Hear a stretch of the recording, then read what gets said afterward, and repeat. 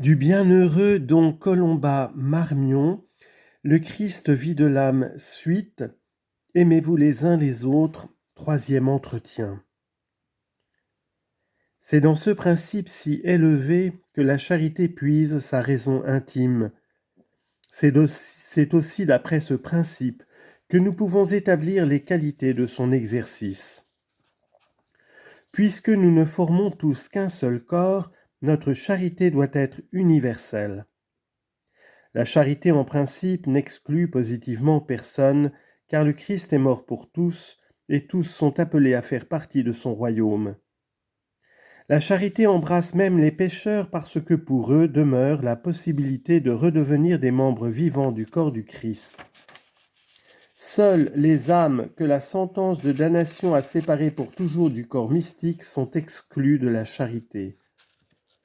Mais cet amour doit revêtir différentes formes suivant l'état dans lequel se trouve le prochain. Notre amour, en effet, ne doit pas être un amour platonique de pure théorie qui s'exerce sur des abstractions, mais un amour qui se traduit par des actes appropriés. Les bienheureux dans le ciel sont les membres glorieux du corps du Christ et sont parvenus au terme de leur union avec Dieu. Notre amour à leur égard prend une des formes les plus parfaites, celle de la complaisance et de l'action de grâce. Il consistera à les féliciter de leur gloire, à se réjouir avec eux, à remercier Dieu avec eux de la place qu'il leur accorde dans le royaume de son Fils. Envers les âmes qui achèvent de se purifier dans le purgatoire, notre amour deviendra de la miséricorde. Notre compassion doit nous porter à les soulager par nos suffrages et surtout par le saint sacrifice de la messe. Ici-bas, sur la terre, le Christ se présente à nous dans la personne du prochain, sous bien des formes diverses qui fournissent à notre charité des modes variés d'exercice. Sans doute il y a des degrés et un ordre à observer. Le prochain, c'est d'abord ceux qui nous sont le plus étroitement unis par les liens du sang. Ici non plus, la grâce ne bouleverse l'ordre établi par la nature. La charité chez un supérieur n'aura pas la même tonalité que chez un inférieur. De même, l'exercice de la charité matérielle demande à être concilié avec la vertu surnaturelle de prudence. Un père de famille ne peut pas se dépouiller de toute sa fortune en faveur des pauvres, mais au détriment de ses enfants. Tout comme la vertu surnaturelle de justice peut et doit réclamer du délinquant le repentir et l'expiation avant qu'il lui soit pardonné. Ce qui n'est point permis, c'est la haine, c'est-à-dire vouloir ou souhaiter le mal pour le mal. Ce qui n'est pas permis, c'est exclure positivement quelqu'un de sa prière. Cette exclusion va directement à l'encontre de la charité. Il n'y a guère souvent de meilleure preuve de pardon qu'on puisse donner que de prier pour ceux qui nous ont offensés.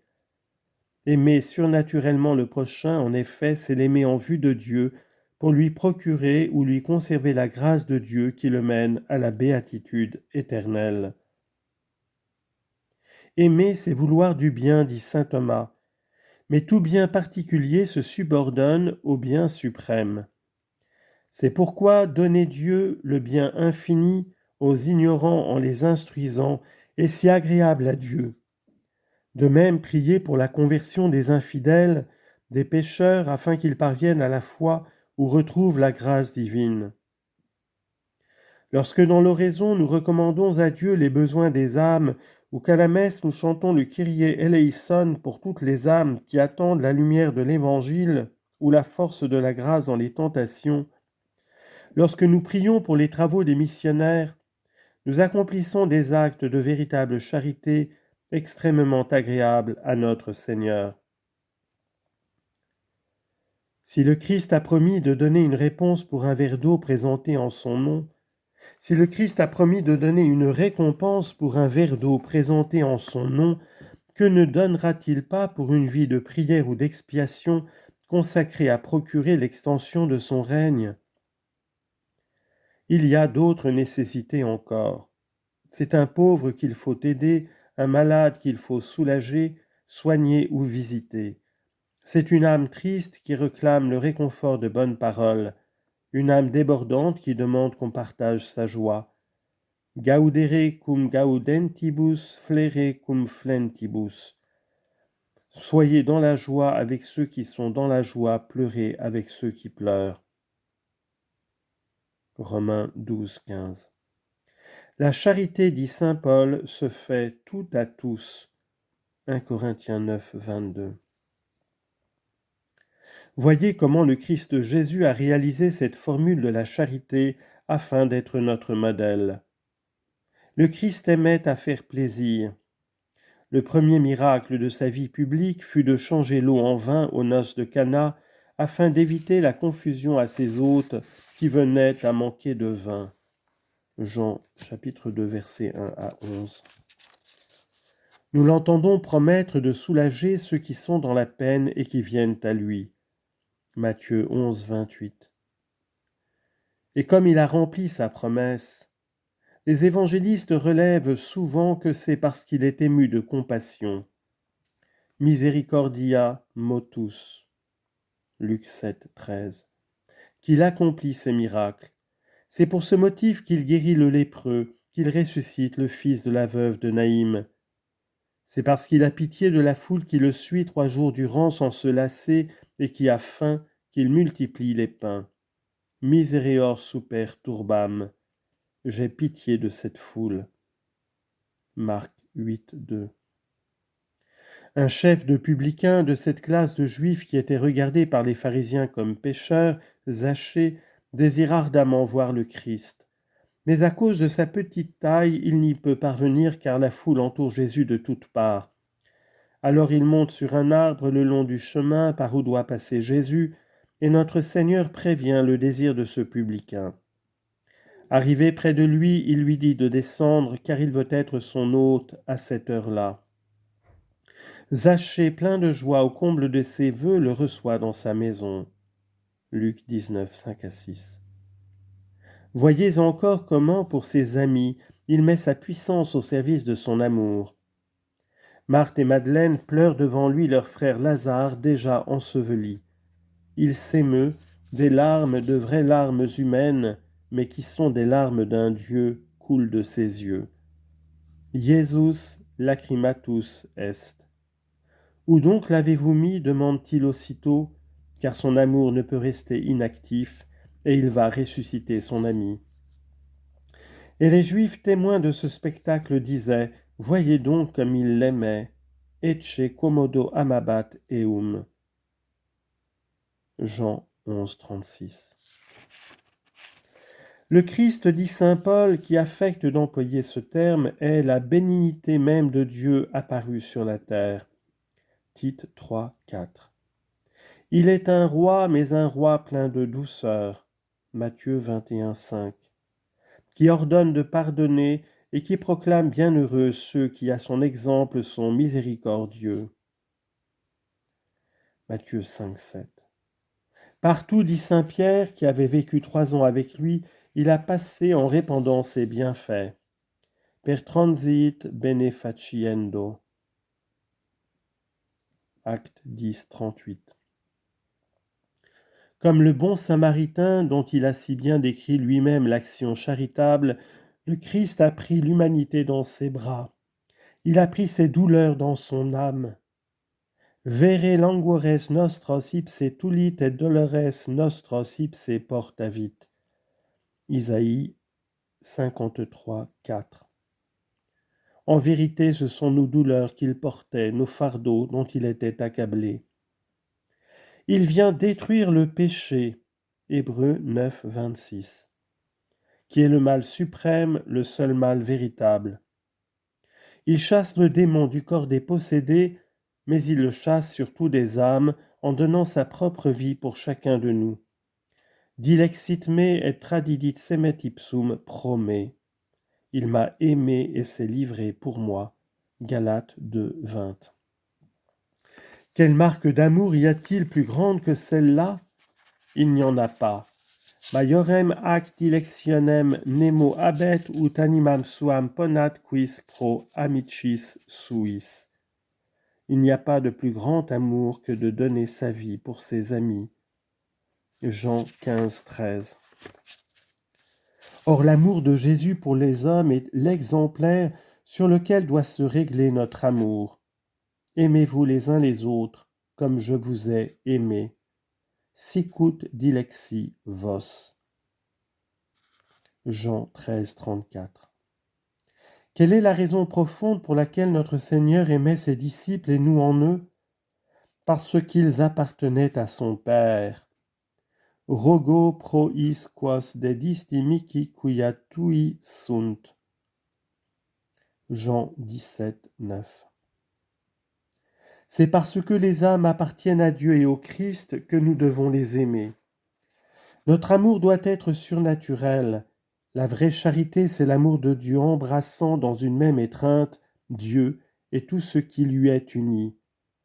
Nous devons aimer toutes les âmes comme le Christ jusqu'au suprême degré du don de nous-mêmes, in finem, jusqu'au bout. Voyez comment saint Paul, si animé de l'Esprit de Jésus, était rempli de charité envers les chrétiens, qui est infirme sans que je le sois, qui subit dans son âme un dommage sans que j'en souffre comme d'une brûlure. 2 Corinthiens 11, 29. Quelle âme charitable que celle qui pouvait dire « Bien volontiers je dépenserai tout pour mes frères, je me dépenserai moi-même. » Libentissime impendam et super impendar. 2 Corinthiens 12, 15. L'apôtre va jusqu'à vouloir être soumis à l'anathème pour soulager ses frères. Romains 9, 3. Au milieu de ses courses incessantes, il travaille de ses propres mains pour ne pas être à charge aux communautés chrétiennes qui le reçoivent. 2 Thessaloniciens 3, 8. Et vous connaissez sa petite lettre si touchante à son ami Philémon pour demander la grâce d'un esclave, Onésime. Cet esclave a fui la maison de son maître pour se dérober à un châtiment. Il s'est réfugié auprès de saint Paul qui le convertit et auquel il rend beaucoup de services. Mais le grand apôtre qui ne veut pas léser les droits de Philémon d'après les lois alors en vigueur renvoie l'esclave à son ami.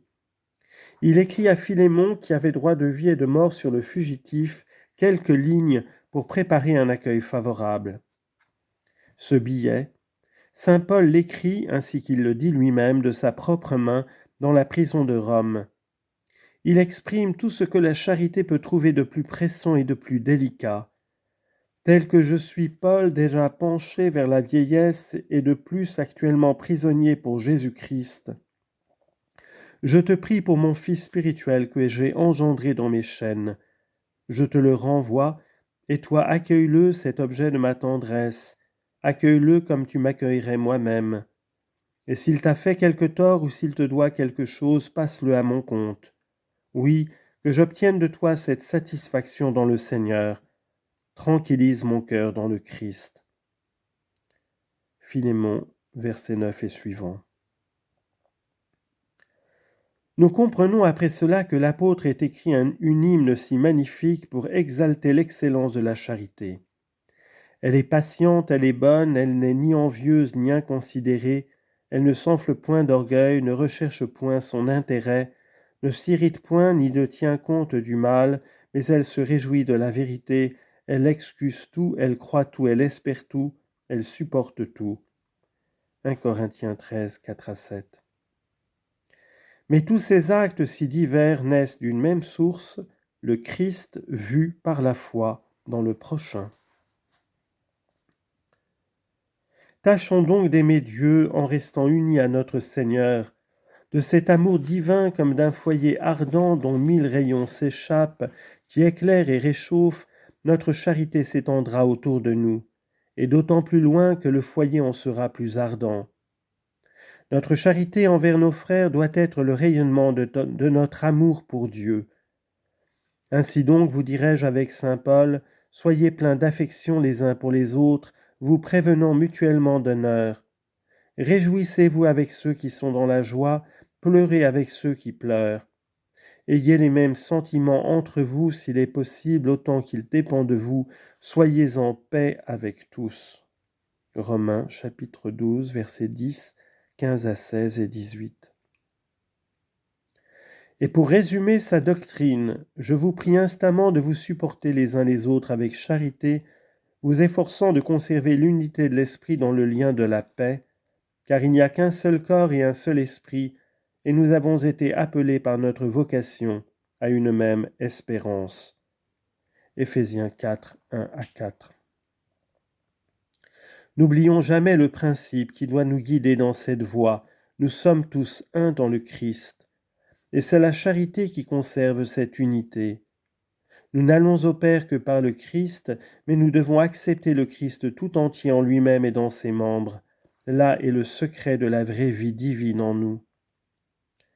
C'est pourquoi notre Seigneur a fait de la charité mutuelle son commandement et l'objet de sa dernière prière, Ut sint consummati in unum. Efforçons-nous de réaliser dans la mesure du possible ce vœu suprême du cœur du Christ.